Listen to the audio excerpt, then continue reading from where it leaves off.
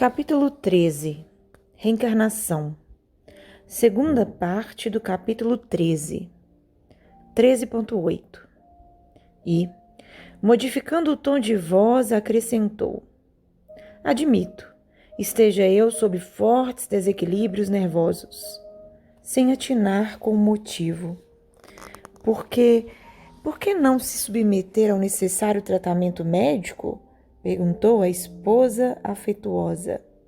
O marido pensou alguns momentos, como se o seu espírito vagueasse através de longínquas recordações.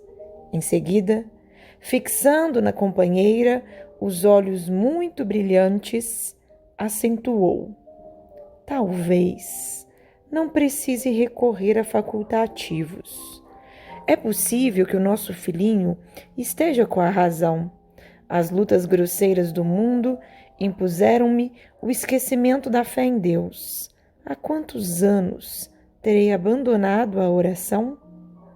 De olhos molhados e pensativos, prosseguiu: Quando menino, minha mãe me educava na ciência da prece. Ensinado a curvar-me diante da vontade do Altíssimo, sentia a bondade divina em todas as coisas e ajoelhava-me, confiante, ao pé de minha carinhosa genitora, implorando as bênçãos do alto. Depois vieram as emoções dos sentidos, o duelo com os maus, a experiência difícil na concorrência ao pão de cada dia. Desde então, perdi a crença pura, que sinto necessidade de retomar. A esposa enxugou os olhos comovida. Há muitos anos não observava no companheiro semelhantes demonstrações emotivas.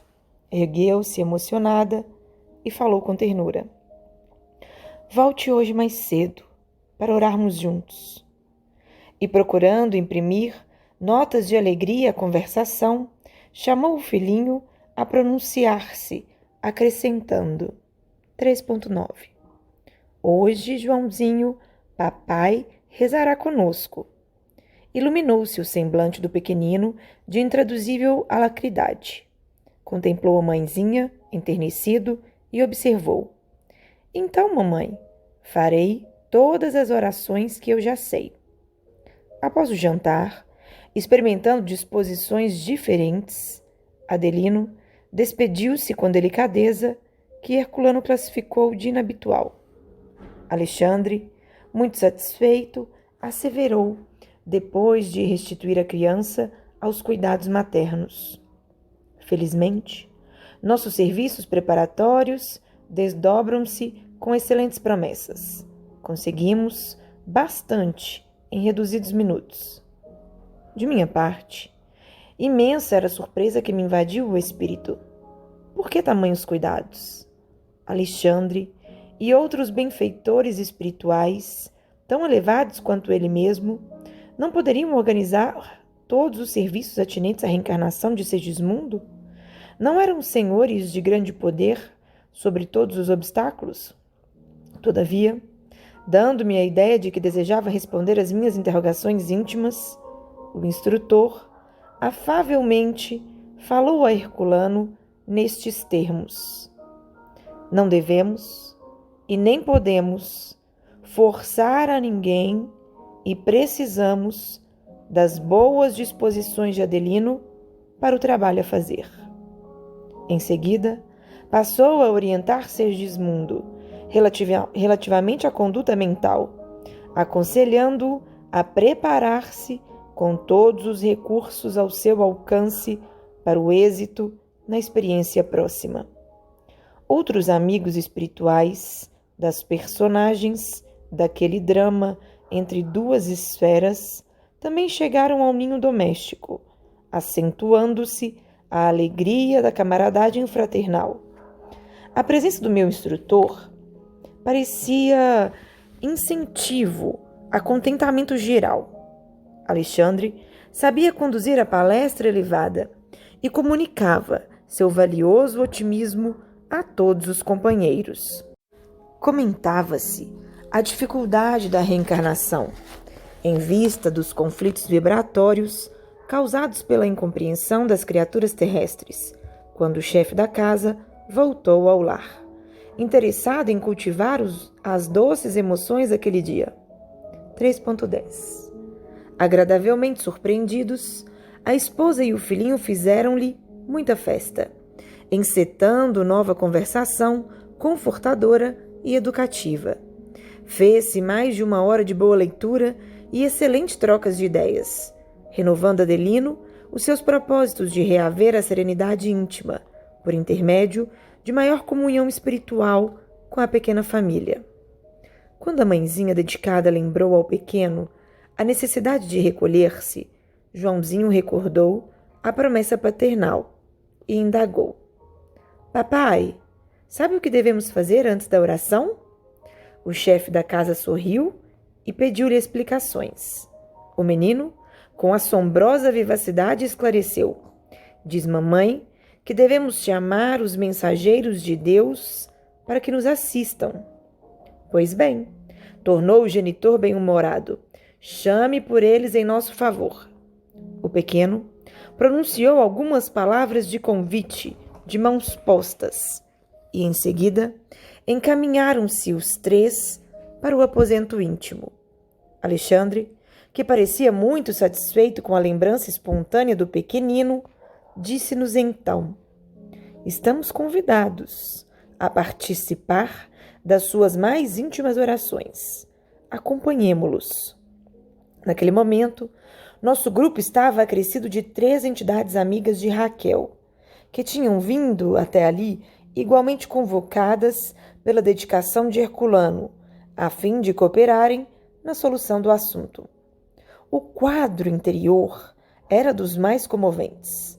O pequenino pusera-se de joelhos e fazia a oração dominical com infantil emotividade. Adelino e a companheira seguiam-lhe a prece com grande atenção. Por nossa vez, continuamos agora em silêncio a observar e colaborar naquele serviço espiritual com as melhores forças do sentimento. 3.11.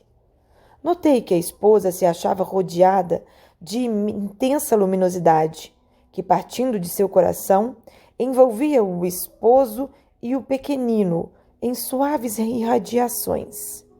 Muito sensibilizado, Adelino deixou escapar uma lágrima furtiva, quando o filho, terminando as preces, curtas em palavras e grandiosas em espiritualidade, lhe beijou carinhosamente as mãos. Mais alguns minutos, e todos se recolhiam sob os cobertores, felizes e tranquilos. Nesse instante, Alexandre falou: Agora, meus amigos, façamos o nosso serviço de oração cooperadora. Precisamos conversar seriamente com Adelino relativamente à situação. O orientador pediu a proteção divina para o casal, em voz alta, sendo acompanhado por nós, em profundo silêncio. As vibrações do nosso pensamento, que vi Raquel abandonar o corpo físico, dentro de luminosas irradiações, parecendo-me alheia à situação de Adelino, entretanto, parecia identificar tão somente a presença da velhinha amorosa. Fixava em nós o olhar, indiferentemente, como se ali não estivéssemos. Estranhando o fato, dirigi-me ao instrutor pedindo-lhe explicações. Alexandre não se fez rogado e, não obstante a delicadeza do serviço em curso, esclareceu-me delicadamente. 13.12. Não se surpreenda. Cada um de nós deve ter a possibilidade de ver somente aquilo que nos proporcione proveito legítimo. Além do mais, não seria justo intensificar a percepção de nossa amiga para que nos acompanhe no trabalho desta noite. Ela nos auxiliará com o valor da oração, mas não precisará seguir de perto os esclarecimentos. Ela nos auxiliará com o valor da oração, mas não precisará seguir de perto os esclarecimentos que a condição do esposo requisita. Quem faz o que pode, recebe o salário da paz. Raquel vem fazendo quanto lhe é possível para o êxito no desempenho das obrigações que a trouxeram ao mundo. Por isso mesmo, não deve ser advertida e nem perturbada. Atendamos Segismundo e Adelino. Satisfeito com as elucidações recebidas e admirando a justiça divina a manifestar-se nos mínimos pormenores de nossas atividades espirituais, observei que a companheira de Adelino se mantinha, não longe de nós, em fervorosa prece. Nesse momento, o esposo de Raquel afastava-se do corpo físico pesadamente. Não apresentava, tal qual a consorte, um halo radioso em derredor da personalidade, parecendo mover-se com extrema dificuldade. Enquanto seu olhar vagueava no quarto, angustiado e espantadiço, Alexandre se aproximava de mim e observava. Está examinando a lição? Repare singularidades da vida espiritual. Adelino e Raquel são espíritos associados de muitas existências em comum. Partilham o mesmo cálice de dores e alegrias terrestres. Na atualidade, seus corpos repousam um ao lado do outro no mesmo leito. Entretanto, cada um vive em plano mental diferente. É muito difícil estarem reunidas, nos laços domésticos, as almas da mesma esfera. Raquel, fora dos veículos de carne, pode ver a avózinha, com quem se encontra ligada no mesmo círculo de elevação. Adelino, porém, somente poderá ver Segismundo, com quem se encontra imantado pelas forças do ódio que ele deixou imprudentemente desenvolver-se de novo em seu coração. 3.13. A palavra do orientador, contudo, foi interrompida por um grito lancinante. Adelino, receoso, identificara a presença do antigo adversário e, espavorido, tentava correr inutilmente.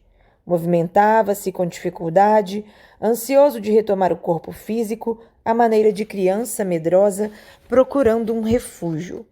Mas Alexandre, aproximando-se dele, com amorosa autoridade, estendeu-lhe as mãos, das quais saíam grandes chispas de luz. Contido pelos raios magnéticos, o esposo de Raquel pôs-se a tremer, sentindo-se que ele começava a ver alguma coisa além da figura do ex-inimigo.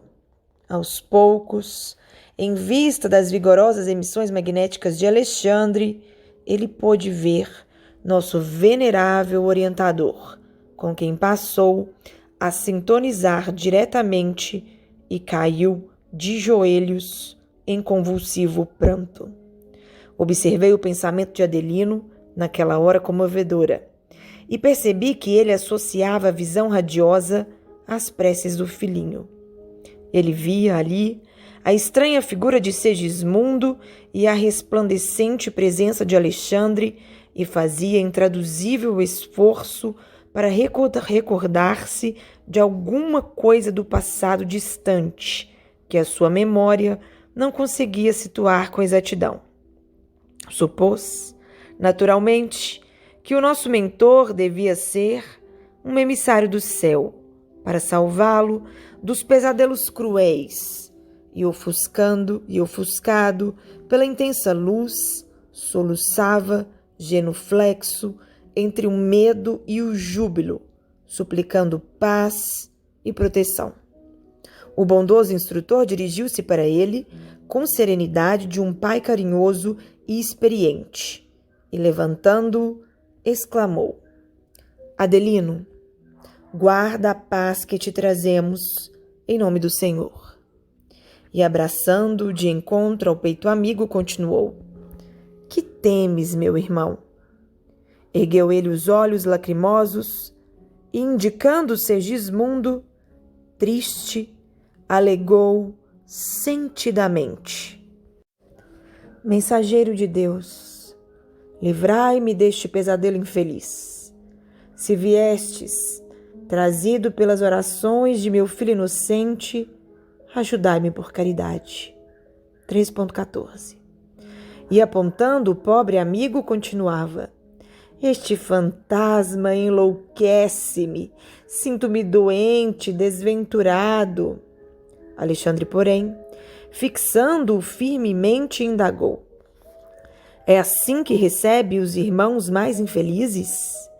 É assim que te portas ante os desígnios supremos, onde puseste as noções de solidariedade humana?